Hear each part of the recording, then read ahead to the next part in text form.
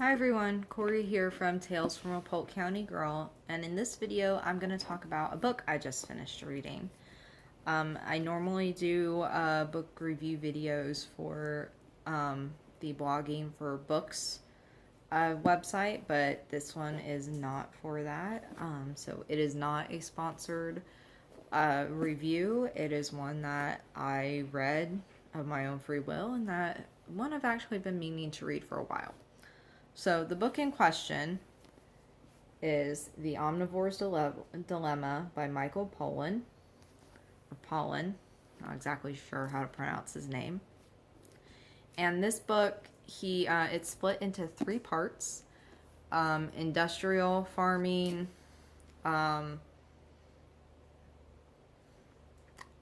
want to say like smaller farming, more organic farming, and then he goes back to hunter-gatherer. And in each section, he goes and visits particular farms. Like in the industrialized farming one, he went and spent a week with some corn farmers in Iowa, and learned all about, why are corn and soybeans the majority of what a lot of farmers grow in America now. Why have we gotten away from growing other stuff? And it takes him to a feedlot in, I want to say Kansas, where he buys a baby steer, and essentially follows this steer through its life cycle. And at the end, after the steer is slaughtered, he gets a box of steaks, essentially. But it's his way of learning where our food comes from, and it's very enlightening. And you really find out just how much corn is in everything, because in one of the chapters it actually breaks down what some of the other code words are for corn. And I feel like I need to keep this list on my phone. I had initially read the chapter on, or at least the section on the on the cattle industry in my Nutritional Anthropology class last spring. Not this past spring, spring 2016. And it was just amazing just how in 3 generations the cattle industry and the meat industry has changed. It's sad, scary, and kind of disgusting, but I mean, it's true.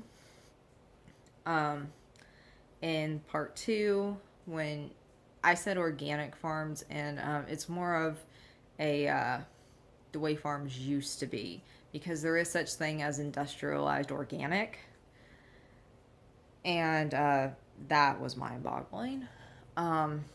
Where he goes and spends a week on a farm in Virginia, and it goes through, okay, we have the cows on this in pasture A.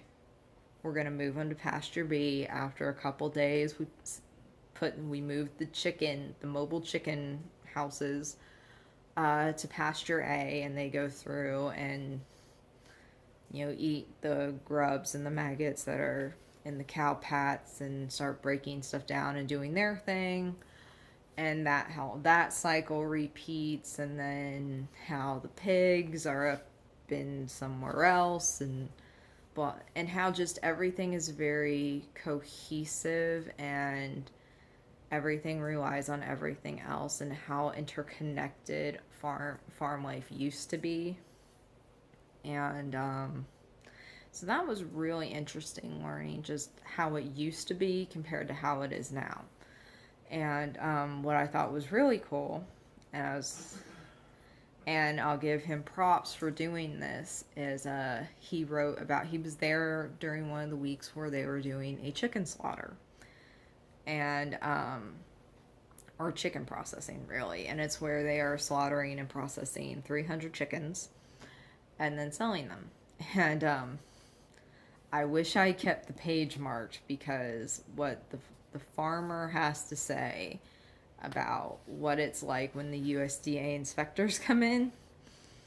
Yeah, I mean, everything they're doing is perfectly fine, but it's not at an industrialized level, so the USDA inspectors just don't know what to do. But he works every part of the line of the chicken processing, including the killing and bleeding of the chickens, the plucking of the chickens, and every single part of the line he did, and I will give him major props for that. And they start in the morning doing that, and about mid-afternoon people just start showing up from all over Virginia at this farm because they advertise, hey, we're gonna have fresh chickens available, like literally fresh, slaughtered that morning. And people come from all over the state to buy these freshly processed birds that they know were, they got to live as chickens. And they also sell eggs, and when it comes to their beef and the cows and the pigs, rules state that those cannot be processed on the farm. You have to send them to a USDA approved and regularly inspected slaughterhouse. So that makes that meat more expensive, but they do get it all back and then they sell it that way. And it's all perfectly legit. Nothing like this is shady or anything. And he interviewed some of the people. Why do you drive for 3 hours just to come get these chickens? And they're like, because I know they haven't been fed corn or grain or hormones or antibiotics. These chickens got to live as chickens, therefore they taste like chicken. As crazy as that sounds. Same thing with the eggs and the other meat that they sell. The farmer's brother once a week goes around to local restaurants delivering eggs and filling orders. So that's again, I should have kept the page marked, but it listed just in a year what this farm produces. And the number that stuck out to me, because I did not do the math, I just thought it was a big number, and then I did the math.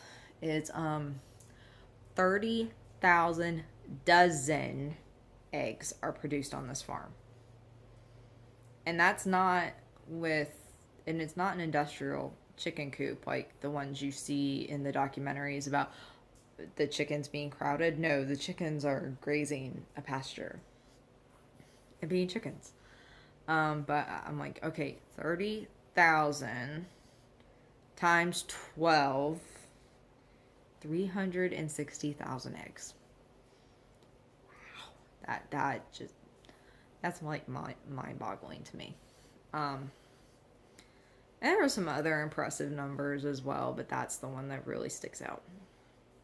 And then in part 3, where he goes back to the hunter-gatherer portion, he hunts his own pig, he gathers mushrooms and sea salt from the Bay Area, which turned out to be a mistake. Not that there's anything wrong with San Francisco Bay salt, just the salt he got was not good. Yeah, it was his whole mindset that everything that he was going to use to make that meal, he either hunted himself, he gathered himself, or he grew himself with a handful of things like from the store, like if he needed milk, he'd go buy a thing of organic milk. And then anything he had in his pantry already was okay for him to use. And the chapter on that described him going on this hunt for this pig, I personally have never gone hunting. I'd like to, but I have not. My husband and his friends go hunting. They've yet to bring me back a deer, but we're not going there. And just for him, what it was like, and how he said at one point, I think he psyched himself out and intentionally, subconsciously made sure he wasn't ready for when the time came to shoot this pig. And so he missed his chance. Maybe. And then the next time, it's when he does actually shoot the pig, and he doesn't even think he has shot the pig. The emotions he has with it weren't what he expected. I think he really expected to be more upset about it than he was, and but he wasn't. At least not at first. So, as interesting as this book was, the chapter I learned the most in was chapter 19, and that was all about gathering mushrooms. And I practically read this entire chapter to my husband, and pretty much what we've come to the conclusion of is mycologists are 95% sure they know what mushrooms will kill us and won't kill us, and the rest of us don't know anything, so we can't argue with them. I mean, seriously. The chapter on mushrooms was fascinating. So I rambled on for about 10 minutes about describing the various chapters of this book. Some of you may feel like you don't need to read the book now. I still think you should read the book. There are a few chapters that are 40 pages and longer, and when you're reading nonfiction, that can be hard, especially when there doesn't seem to be a good place to take a break. And that's what I struggle with nonfiction, is finding that break. But I do recommend the book. He has written other books. He's written a bunch, and the accompanying blog post will have the list of books. His first one was called The Botany of Desire. And this is like the second one he's written. And then the next one, In Defense of Food. I have also checked those two out. I will be reading them eventually. I have a few more books I want to read first. I need to give myself a break. I need to read some quick books right now, because it took me probably a good 2 months to read this book. And it's not even that thick of a book, really. It's just, there's a lot of information in here. The author did a fantastic job.